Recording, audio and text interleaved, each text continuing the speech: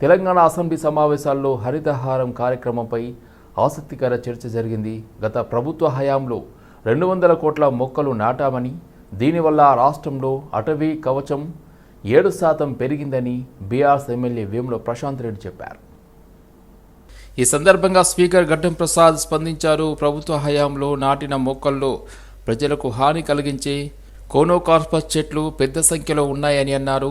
ఈ చెట్లు ఆక్సిజన్ ఉత్పత్తికి హానికరంగా మారుతాయని, పక్షులకు కూడా సహజమైన వాతావరణాన్ని అందించలేవని చెప్పారు. ఈ చెట్లను కొద్ది సంఖ్యలోనే నాటామని వేముల చెప్పారు. మీరు చెప్పింది కరెక్ట్ కాదని, ఈ చెట్లను పెద్ద సంఖ్యలో నాటారని స్పీకర్ కౌంటర్ ఇచ్చారు. హైవేలు, డివైడర్లు సహా అనేక ప్రాంతాల్లో ఈ చెట్లు కనిపిస్తున్నాయని తెలిపారు. ఈ చెట్టును తొలగించేందుకు చర్యలు తీసుకోవాలని ప్రభుత్వానికి సూచించారు. ప్రశాంత్ రెడ్డి గారు, ఈ హరితహారము 10 సంవత్సరాల నుంచి 200 కోట్ల మొక్కలు నాటినామని చెప్పింది. నా దృష్టికి వచ్చింది ఏంటంటే కోనోకార్పస్ అని చెప్పేసి ఒక చెట్టు. అది దానికి నీళ్ళ అవసరం లేదు, ఏడ పెడితే ఆడ పెరుగుతుంది. అది ఆక్సిజన్ తీసుకుంటుంది, కార్బన్ డైఆక్సైడ్ ఏడ పెడితే ఆడ పెరుగుతుంది.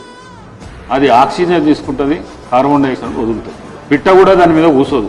అట్లాంటి చెట్లు మీరు తెలంగాణ రాష్ట్రం మొత్తం పెట్టింది.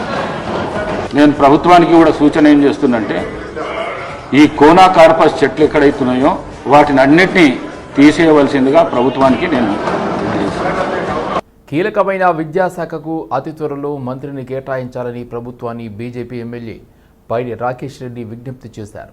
శాసనసభలో విద్యాశాఖ పద్దుపై మాట్లాడిన ఎమ్మెల్యే ప్రభుత్వ స్కూళ్లపై ప్రజలకు నమ్మకం పోతుందని, డ్రాప్ట్ అవుట్ కారణాలను వెతకాలని కోరారు.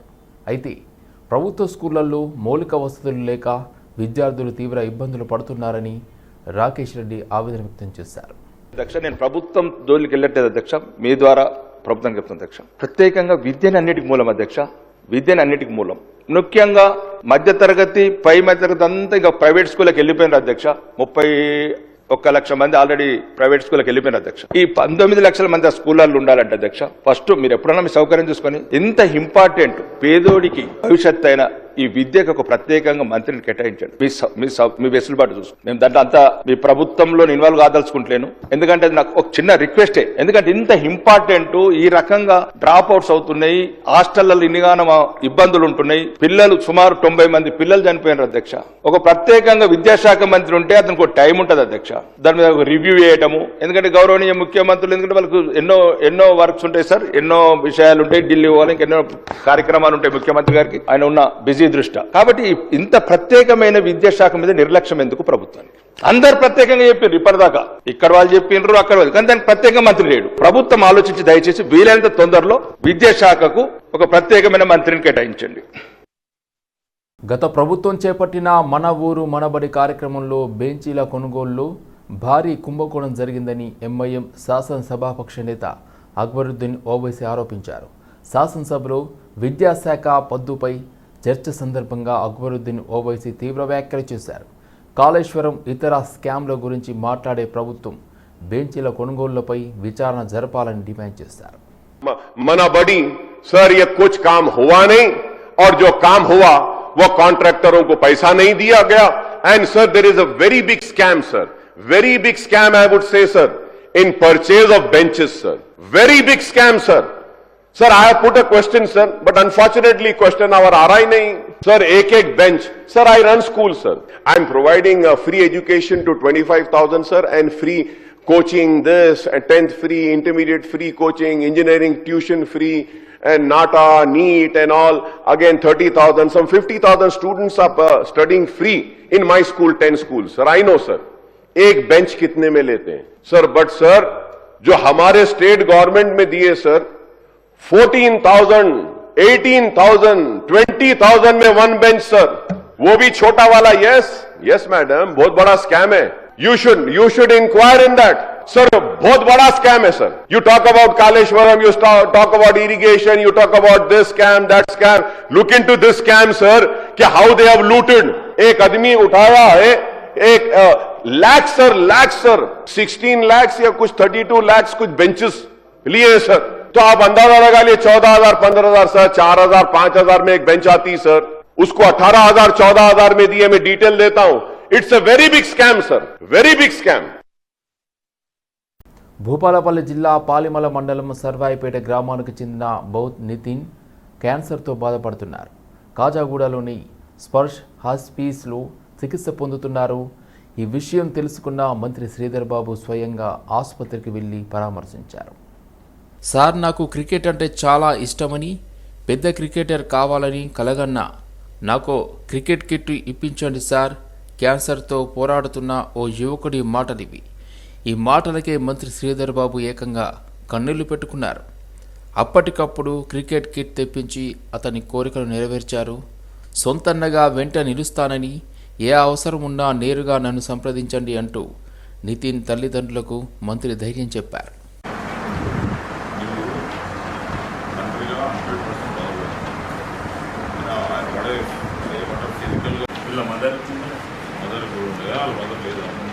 నేను ఫస్ట్ స్పోర్ట్స్తోనే ఇక్కడ అనుకున్నాను సార్. అది కేసెస్ అని అలానే వస్తుంది చర్చి తీసుకెళ్ళాను.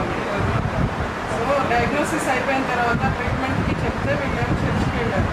సో అక్కడ డిలే అయిపోయింది.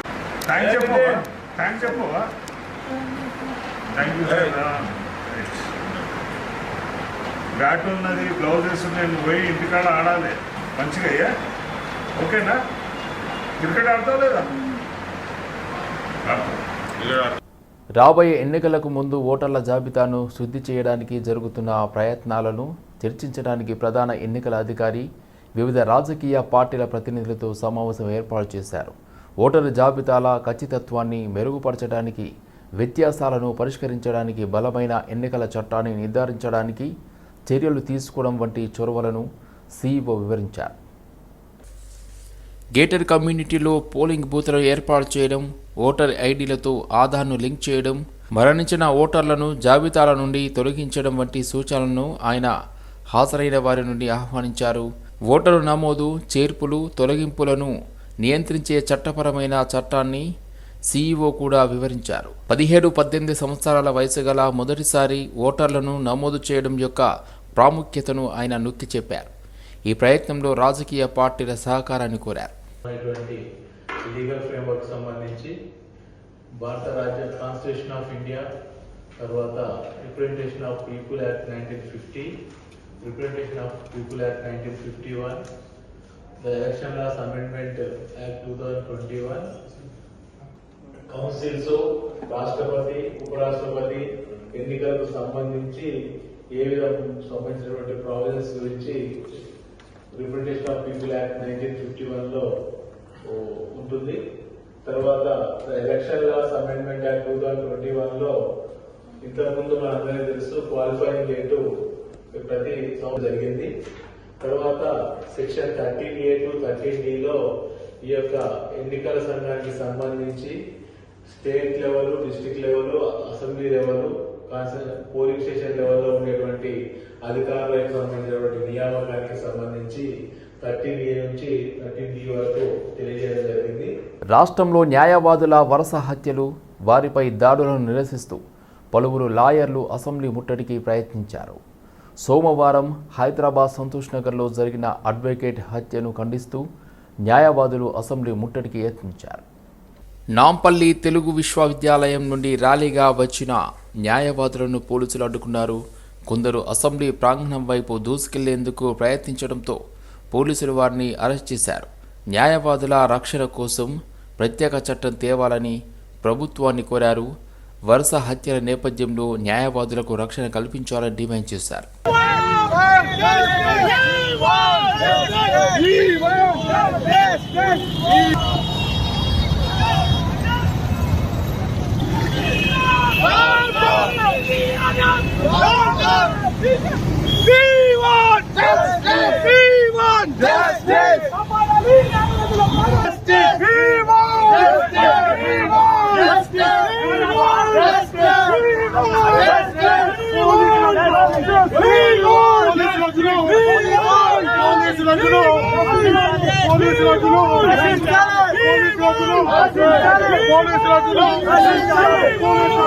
ఖైరతాబాద్లో ఉప ఎన్నిక అనివార్యమైతే మాజీ కార్పొరేటర్ రాజు యాదవ్కే కాంగ్రెస్ పార్టీ టికెట్ కేటాయించాలని కోరుతూ బంజారాహిల్స్ కేబీఆర్ పార్క్ చౌరస్తాలో ఫ్లెక్సీ వెలిసింది. రాజు యాదవ్ అభిమానులు, కాంగ్రెస్ పార్టీ కార్యకర్తలు ఈ ఫ్లెక్సీని ఏర్పాటు చేసినట్టు తెలుస్తుంది.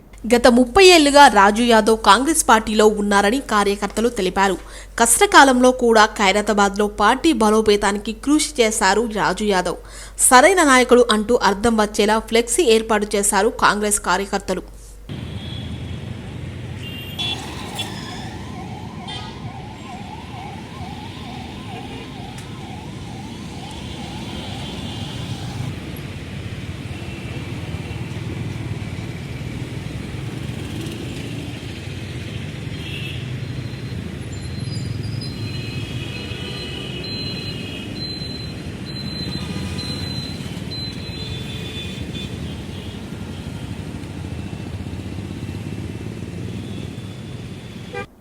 మినీ ఇండియాగా పేరొందిన పటాన్చెరు నియోజకవర్గం భిన్నత్వంలో ఏకత్వానికి ప్రతీకగా నిలుస్తుందని పటాన్చెరు శాసనసభ్యులు గూడెం మహిపాల్ రెడ్డి అన్నారు. కులం, మతం, ప్రాంతాలకు అతీతంగా పరమత సహనం పెంపొందిస్తున్నామని తెలిపారు. ముస్లింల అభివృద్ధికి ఎల్లప్పుడూ కట్టుబడి ఉన్నామని అన్నారు. గత 25 సంవత్సరాలుగా ఇఫ్తార్ విందులు ఏర్పాటు చేస్తున్నట్లు తెలిపారు. రంజాన్ పవిత్ర మాసం పురస్కరించుకొని పటాన్చెరు శాసనసభ్యులు గూడెం మహిపాల్ రెడ్డి ఆధ్వర్యంలో జిఎంఆర్ కన్వెన్షన్ సెంటర్లో నియోజకవర్గ స్థాయి ఇఫ్తార్ విందు ఏర్పాటు చేశారు. ఈ కార్యక్రమానికి నియోజకవర్గ తాజా, మాజీ ప్రజాప్రతినిధులు, ముస్లిం మత పెద్దలు భారీ సంఖ్యలో హాజరయ్యారు. ముఖ్య అతిథిగా హాజరైన ప్రముఖ వక్త బ్రదర్ షఫీ పరమత సహనంపై ప్రత్యేకంగా బోధనలు చేశారు. అన్ని మతాల సారాంశం ఒక్కటేనని, కష్ట నష్టాలలో ఒకరికొకరు అండగా నిలవాలని కోరారు. ప్రపంచంలోనే భారతదేశం విభిన్నమైనదని తెలిపారు. సందర్భంగా స్పెషల్గా ఇఫ్తార్ ప్రోగ్రామ్ ఏర్పాటు చేసినటువంటి మన ఎమ్మెల్యే గారు మహిపాల్ రెడ్డి గారు నిజంగా చెప్పాలంటే చాలా అద్భుతంగా, ఎలాంటి తేడా లేకుండా ప్రతి మతస్థులు ఇక్కడ హాజరవడం జరిగింది. వేలాది సంఖ్యలు ఇక్కడ హాజరవడము, సోదర భావంకి ప్రతీకగా ఉన్నటువంటి కార్యక్రమం చాలా సంతోషంగా అనిపించింది. ముఖ్యంగా ఇక్కడ రంజాన్ సందర్భంగా ఇస్తున్న సందేశం ఏంటంటే, ఈ రంజాన్ నెలలోనే ఖురాన్ గ్రంథం అవతరించింది కాబట్టి దానికి గుర్తుగా ఈ నెల మొత్తం కూడా ఉపవాసాలు పాటించమని దేవుడు ఖురాన్లో ఆజ్ఞాపించడం జరిగింది. కాబట్టి ఈ ఖురాన్ అవతరించిన నెల రంజాన్ కాబట్టి అసలు దీనికి ఉద్దేశం ఏంటి? ఉపవాసం ఉద్దేశం అంటే మనిషిలో భయభక్తులు జనించాలి. మనిషి ఏ పని చేయాలన్నా, ఏ పని చేయకూడదన్నా కానీ శాస్త్రం ఏం చెప్తుందో, ధర్మంలో ఏముందో, ఖురాన్లో ఏముందో తెలుసుకుని దానికి తగ్గట్టుగా జీవితం గడపాలి. ఎందుకంటే మనల్ని పుట్టించిన భగవంతుడు చూస్తున్నాడు, వింటున్నాడు, గమనిస్తున్నాడు. మన కర్మకి ప్రతిఫలం అనేది ఉంది కాబట్టి దాన్ని దృష్టిలో పెట్టుకొని మంచి జీవితం గడపాలి. ఎందుకంటే ఏ మానవుడితే నిరహంకారంగా, అహంకారం లేకుండా ఉంటాడో ఆ వ్యక్తి సాఫల్యం పొందుతాడు. ఏ వ్యక్తి అయితే అహంకారం వస్తుందో ఆ వ్యక్తి సాఫల్యం పొందడు అని చెప్పేసి ధర్మం ఏదైతే చెప్తుందో ఆ ధర్మాన్ని బట్టిగా మనం జీవితం గడపాలి. ఇక్కడ చూసినట్టయితే మన సనాతన ధర్మము వేదాలు, ఉపనిషత్తులు, భగవద్గీత బోధించిన, బైబిల్ బోధించిన, ఖురాన్ బోధించినా కానీ ఒకే ధర్మం బోధిస్తుంది. ఖురాన్లో చూసుకున్నట్లయితే 98వ సూర 5వ వాక్యంలో దీన్ని దీనుల్ ఖయ్యూమ్ అని చెప్పడం జరిగింది. అంటే ఇదే సనాతన ధర్మం అని చెప్పారు. అంటే అరబీ భాషలో ఏదైతే బోధించారో ఇస్లాం అని, అది సంస్కృతం చూసుకుంటే అదే సనాతన ధర్మము. ఇక్కడ సంస్కృతంలో బోధించారు, అక్కడ అరబీ భాషలో బోధించారు. ఎక్కడ బోధించిన ధర్మం ఒకటే. మానవులందరూ కూడా ఒకే తల్లిదండ్రి సంతరము, రక్త సంబంధం ఉంది. అందరం కలిసిమెలిసిగా మానవత్వంతో జీవితం గడిపే సందేశం ఇవ్వడం కోసమే గ్రంథాలు అవతరించడం జరుగుతుంది. ఎక్కడెక్కడైతే ధర్మం క్షీణిస్తుందో అక్కడక్కడ ధర్మ సంస్థాపన కోసము ఆ భగవంతుడు, అక్షర పరబ్రహ్మ తన పరమాత్మని అంటే జిబ్రాయిల్ అలైహిస్సలాం అన్ని అవతరింపజేసి ప్రవక్తకి సందేశం ఇవ్వడం జరుగుతుంది. కాబట్టి ఈ రంజాన్ మన లైఫ్లోకి వచ్చి వెళ్ళింది అంటే మనలో ఒక మార్పు అనేది రావాలి, ఒక చక్కటి మానవత్వం రావాలి, నీతి నిజాయితీ రావాలి, తోటి మానవుడిని గౌరవించి సేవ చేసే తత్వం రావాలి. కాబట్టి ఇలాంటి చక్కటి కార్యక్రమం ఏర్పాటు చేసినటువంటి మన ఎమ్మెల్యే గారికి ధన్యవాదాలు తెలియజేస్తున్నాను. ఇలాంటి కార్యక్రమాలు ఇది మొదటి కాదు, దాదాపు 24 సంవత్సరాల నుంచి ఈ కార్యక్రమాలు ఏర్పాటు చేస్తున్నారంటే నిజంగా ఈ ప్రాంతంలో ఉన్నటువంటి వారు చాలా గొప్ప అదృష్టవంతులు చెప్పాలి. ఇంత గొప్ప నాయకులు ఉండడము చాలా సంతోషం. అందరికీ నమస్కారం. ఈరోజు జిఎంఆర్ కన్వర్షన్లో నియోజకవర్గ స్థాయి ఇఫ్తార్ దావత్లో నియోజకవర్గ స్థాయి మైనారిటీ సోదరులు, హిందూ సోదరులు కలిసి ఈరోజు ఇఫ్తార్ దావత్ను విజయవంతం చేయడం జరిగింది. వారికి ప్రత్యేకంగా ధన్యవాదాలు తెలియజేస్తా ఉన్నా. ఎందుకంటే 30 రోజులు ఉపవాసం ఉండి ఆ భగవంతుని స్మరించుకుంటూ మనము మన ప్రాంతం అంతా సుభిక్షంగా ఉండాలని చెప్పి ఉపవాసాలు చేస్తూ ఉంటారు. వారందరూ ఈరోజు వారికి ఇఫ్తార్ దావత్ ఇవ్వడం జరిగింది. ఇది 24 సంవత్సరాల సంధి. నేను మండల ప్రెసిడెంట్ 2001 నుంచి ఇప్పటి వరకు కంటిన్యూగా 24 సంవత్సరాల సంధి ఇఫ్తార్ దావత్ చేయడం జరుగుతూ ఉన్నది. పూర్తి స్థాయిలో మన పటంచెరు అంటే ఒక మినీ భారతదేశం, మినీ ఇండియా. హిందువులు, ముస్లింలు, సిక్కులు ఒక సోదర భావంతో ఒక తల్లి బిడ్డల్లాగా కలిసిమెలిసి ఉండి ఎక్కడ ఎటువంటి అవాంఛనీయ సంఘటనలు జరగకుండా చక్కగా తల్లి బిడ్డల్లాగా కలిసిమెలిసి ఈ ప్రాంతంలో అభివృద్ధిలో అందరూ భాగస్వాములై ముందుకు పోతా ఉన్నాం. ఇప్పుడు రాబో కాలంలో ఇంకా అదే విధంగా అందరం కలిసిమెలిసి ఒక తల్లి బిడ్డల్లాగా సోదర భావంతో మేము ముందుకెళ్తామని తెలియజేస్తూ అడ్వాన్స్గా మన రంజాన్ శుభాకాంక్షలు తెలియజేస్తాం. రంజాన్ మాసాన్ని పురస్కరించుకొని ఓల్డ్ బోయినపల్లి షేర్ గల్లీ ఫాతిమా మసీద్ సమీపంలో అల్తాఫ్ రాజా టీం ఆధ్వర్యంలో ఇఫ్తార్ విందు ఏర్పాటు చేశారు. ఇఫ్తార్ విందు కార్యక్రమానికి ముఖ్య అతిథులుగా రాష్ట్ర గ్రంథాలయ chairman Riyaz, Kukatpally Congress incharge Bandi Ramesh, old Bowenpally corporator Muddam Narasimha Yadav, BR senior నాయకులు మక్కల నర్సింగ్లు హాజరయ్యారు. పళ్ళు ఫలాలతో ఉపవాస దీక్షను విరమింపచేసి రంజాన్ శుభాకాంక్షలు తెలిపారు. రంజాన్ మాసం నేపథ్యంలో ముస్లింలు నెల రోజుల పాటు ఉపవాసాలు పాటించడం గొప్ప విషయమని అన్నారు.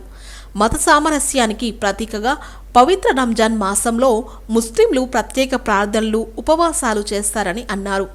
ఈ సందర్భంగా నిర్వాహకులు ఏర్పాటు చేసిన ఇఫ్తార్ విందు ప్రత్యేక ఆకర్షణగా నిలిచిందని, ఈ కార్యక్రమంలో సయ్యద్ ఈజాజుబాయ్, మీరజ్ షరీఫ్ తదితరులు పాల్గొన్నారు.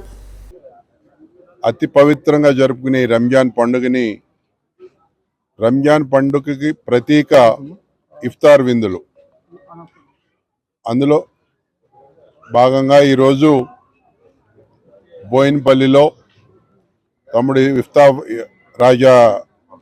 అల్తాఫ్ రాజా, ముస్తఫాబాయ్, అమ్జద్ భాయ్ వీళ్ళందరూ ఆధ్వర్యంలో ఇవాళ పెద్ద ఎత్తున ఇఫ్తార్ కార్యక్రమం చేసుకోవడం చాలా సంతోషంగా ఉంది. అందరూ చక్కగా సాంప్రదాయబద్ధంగా మరి టయానికి ఇఫ్తార్ విడిచి అట్లా నమాజ్ చేసుకుని చక్కగా భోంచేయటం, అందరూ కూర్చుని భోంచేయటం అనేది ఎంతో సంతోషకరమైన విషయం.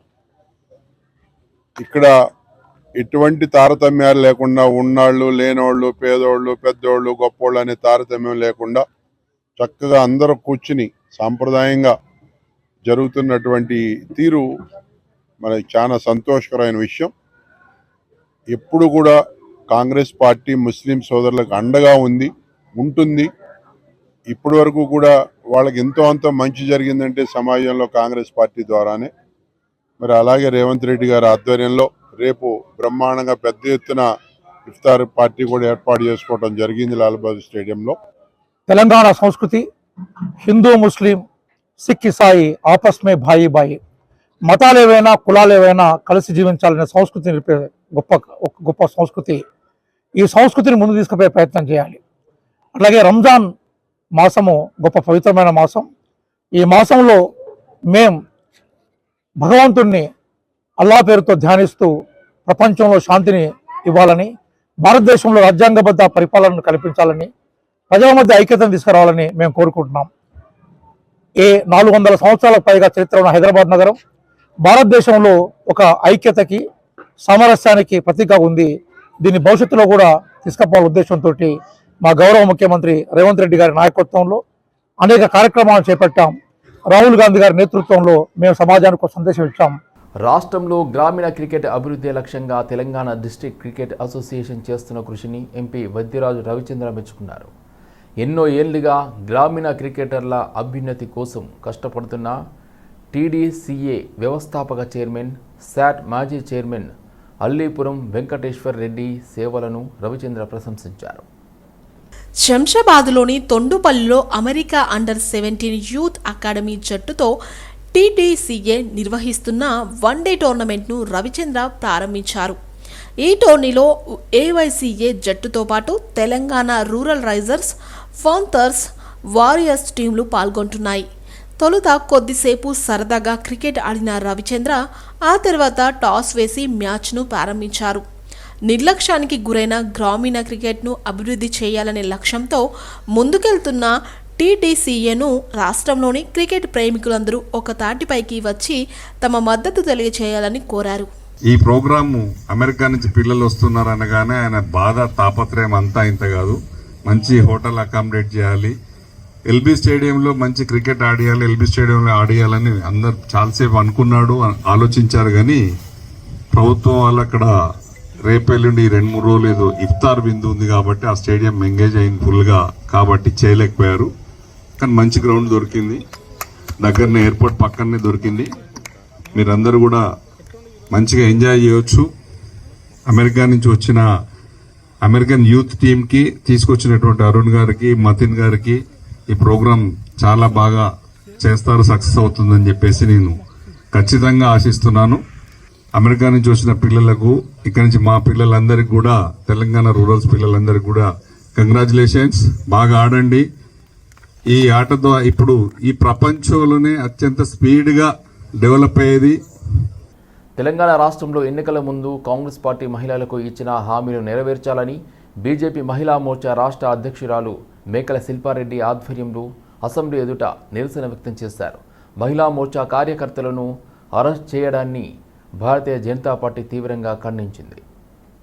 తెలంగాణ రాష్ట్రంలో ఎన్నికలకు ముందు మహిళలకు ఇచ్చిన హామీల అమలుపై కాంగ్రెస్ ప్రభుత్వం చేతులెత్తేసిందని విమర్శించారు. కాంగ్రెస్ పార్టీ ఎన్నికల ముందు మహిళలకు ఇచ్చిన హామీల అమలును డిమాండ్ చేస్తే అరెస్టు చేయడమేనా రేవంత్ రెడ్డి ప్రభుత్వం నైతికత అని ప్రశ్నించారు. మహిళలకు ప్రతి నెల 2,500 రూపాయలు ఆర్థిక సహాయం ఇస్తామన్నారు. ఏమైంది? 18 ఏళ్లు నిండిన అమ్మాయిలకు ఉచితంగా స్కూటీలు ఇస్తామన్నారు. ఇంతవరకు ఏ ఒక్కరికి ఇవ్వలేదని మండిపడ్డారు.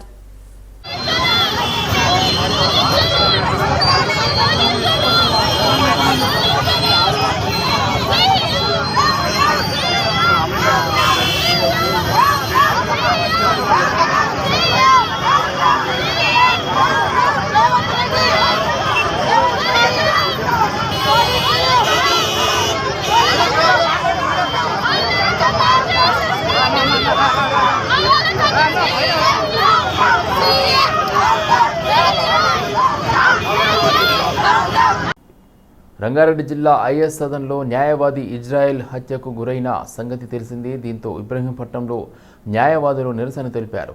అడ్వకేట్ల రక్షణ కోసం ప్రత్యేకంగా చట్టం తెచ్చి రక్షణ కల్పించాలని డిమాండ్ చేశారు. న్యాయ వ్యవస్థలో ఉన్న అడ్వకేట్లకే రక్షణ కరువైపోయిందని, సామాన్య పరిస్థితి ఎలా ఉంటుందని అడ్వకేట్లు అసహనం వ్యక్తం చేశారు. ఇజ్రాయిల్ లాంటి న్యాయవాది సామాజిక స్పృహ కలిగిన వ్యక్తిని హత్య చేయడం తీవ్రంగా ఖండిస్తున్నామన్నారు. న్యాయవాదులపై రోజురోజుకు దాడులు పెరిగిపోతున్నాయని, వాటిని అరికట్టడంలో ప్రభుత్వాలు పూర్తిగా విఫలం చెందుతున్నాయని న్యాయవాదులు ఆవేదన వ్యక్తం చేశారు. ఈ అసెంబ్లీ సమావేశాన్ని న్యాయవాదుల రక్షణ చట్టం చేసి అమలు చేయాలని ప్రభుత్వాన్ని డిమాండ్ చేశారు. అదేవిధంగా రాష్ట్ర ప్రభుత్వాలు కానీ కేంద్ర ప్రభుత్వాలు కృషి చేయాలి. అదేవిధంగా ఈ రాష్ట్ర ప్రభుత్వం కూడా నాకు తెలిసి మొన్ననే అసెంబ్లీలో మన శాసన వ్యవహారాల శాఖ మంత్రివర్యులు చంద్రబాబు గారు న్యాయవాది, తను కూడా రంగారెడ్డి జిల్లా ఇన్ఛార్జ్ మంత్రిగా ఉన్నారు కాబట్టి ఆయన్ని మొన్న 3 రోజుల క్రితము ఈ ప్రొటెక్షన్ యాక్ట్ గురించి పూర్తిగా చర్చించారు. కాబట్టి ఇది ఎంత తొందరగా తీసుకొస్తే అంత తొందరగా మంచిగా న్యాయవాదులకు న్యాయం చేస్తారు. లేకపోతే ప్రతి ఒక్క న్యాయవాది ఈరోజు ఏది న్యాయవాద వృత్తిలోకి రాకుండా ఇంట్లో కూర్చున్న పరిస్థితి ఏర్పడింది. కాబట్టి తక్షణము ఈ రాష్ట్ర ప్రభుత్వము మేము కోరుకునేది అంటే ఈ అసెంబ్లీ సెషన్లోనే చట్టం చేస్తూ బలంగా ఇదొక రేపటి ఒక ఎవరైనా దాడి చేయాలనుకున్న వ్యక్తులు కానీ దాడి చేయాలంటే అసలు ఈ రకంగా ఉన్న చట్టాన్ని చూసి వాళ్ళు వెనుక పుట్టాలి, భయం పుట్టాలి. ఆ విధంగా చట్టం చేయాలని రాష్ట్ర ముఖ్యమంత్రి వర్యులు రేవంత్ రెడ్డి గారికి కానీ మరియు అదేవిధంగా శాసనసభల మంత్రిమండలికి కానీ అందరికీ పార్టీ తరఫున కానీ అందరి తరఫున ప్రతిపక్షాల తరఫున వేడుకలు చేసుకుంటున్నాం. ప్రతి పార్టీ కానీ సమాజం కోసం కృషి చేసిన న్యాయవాది సాంఘికంగా రాజకీయంగా ఎంతో బలపదం చేస్తున్నటువంటి సామాజిక ఒక ఇంజనీర్ లాంటి న్యాయవాది వ్యక్తి పైన దాడి చేస్తే సమాజానికి హానికరం, సమాజానికి మంచిది కాదనేది సందేశాన్ని ఈ రాష్ట్ర ప్రభుత్వాలు గ్రహించాలి. ఎస్ఎల్బీసీ టన్నెల్లో రెస్క్యూ ఆపరేషన్ ఇంకా కొనసాగుతుంది. మరో మృతదేహాన్ని రెస్క్యూ టీం గుర్తించింది. లోకో ట్రైన్లో ఉన్న మట్టిలో మృతదేహం ఉన్నట్లు గుర్తించింది. కాగా తెలంగాణలోని నాగర్ కర్నూలు జిల్లాలో శ్రీశైలం ఎడమ ఒడ్డు కాల్వ సొరంగం పైకప్పు కూలిపోయి 4 రోజులకు పైగా గడిచిన ప్రమాదంలో మరణించిన 8 మంది కార్మికులలో 7 మృతదేహాలను వెలికి తీయడానికి సహాయకులు కష్టపడుతున్నారు. ఫిబ్రవరి 22న 14 కిలోమీటర్ల సొరంగంలో ఒక భాగం కూలిపోయిన విషయం తెలిసిందే. దాదాపు 50 మంది కార్మికులు సొరంగం నుండి బయటకు రాగలిగారు. సొరంగం పైకప్పు కూలిపోయిన తర్వాత వారిలో 8 మంది లోపల చిక్కుకుపోయారు. ఇప్పటి వరకు ఒక మృతదేహాన్ని మాత్రమే వెలికితీశారు. ఇప్పుడు మరో మృతదేహాన్ని రెస్క్యూ టీం గుర్తించింది. రోజు మన ఎస్ఎల్బిసి సహాయక చర్యల్లో భాగంగా రెండవ మృతదేహాన్ని కూడా గుర్తుపట్టడం జరిగింది. హాస్పిటల్కి పంపించి అక్కడ రిమైనింగ్ ఫార్మాలిటీస్ పోస్ట్ మార్టం అన్ని కంప్లీట్ చేసుకొని వాళ్ళ ఫ్యామిలీ మెంబర్స్కి హ్యాండ్ ఓవర్ చేయడం జరుగుతుంది. సో దీనికి మనము ఒక రెవెన్యూ ఆఫీసర్, ఒక పోలీస్ ఆఫీసర్, ఒక హెల్త్ డిపార్ట్మెంట్ అంబులెన్స్తో పాటు పంపించి వాళ్ళకి హ్యాండ్ ఓవర్ చేసేదంతా కూడా మానిటర్ చేయడం జరుగుతుంది. ఆనరబుల్ సీఎం గారు ఈ ఫ్యామిలీ మెంబర్స్కి 25 lakhs ఎక్స్గ్రేషియా ఇవ్వమని కూడా ఆదేశాలు ఇవ్వడం జరిగింది. ఆ ప్రకారంగా ఫ్యామిలీకి మనం 25 lakhs ఎక్స్గ్రేషియా కూడా ఈ మన రెవెన్యూ డిపార్ట్మెంట్ వాళ్ళ ఫ్యామిలీ మెంబర్కి అందజేయడం జరుగుతుంది. అంతేకాకుండా ఈ లోపల ఉన్న 8 మంది ఎవరైతే ఉన్నారో వాళ్ళందరినీ సర్చ్ చేసేంత వరకు కూడా ఈ రెస్క్యూ ఆపరేషన్ కంటిన్యూ చేయాలి. వాళ్ళందరినీ కూడా తీసుకురావాలని ఆనరబుల్ సీఎం గారు ఇన్స్ట్రక్షన్స్ ఇవ్వడం జరిగింది. సో ఆ ప్రకారంగా ఇంకా రెస్క్యూ ఆపరేషన్ మనకు కంటిన్యూ అవుతుంది.